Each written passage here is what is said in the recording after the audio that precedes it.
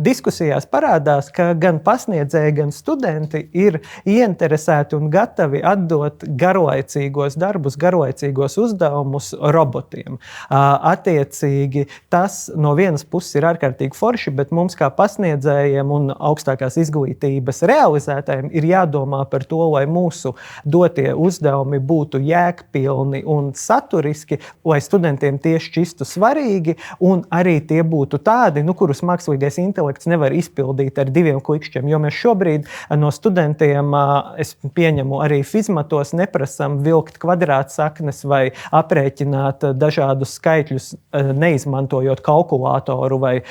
skaitļošanas sistēmas, mēs neprasam to darīt galvā. Tieši tāpat mums arī sociālajās zinātnēs, humanitārajās zinātnēs nevajadzētu no studentiem prasīt darbus, kurus var izdarīt mākslīgais intelekts, bet prasīt tādus darbus, kurus var vai nu darīt kopā ar mākslīgo intelektu, kur cilvēks var sniegt to papildus pievienoto vērtību, vai arī uzdot tādus darbus, kurus mākslīgais intelekts nevar veikt.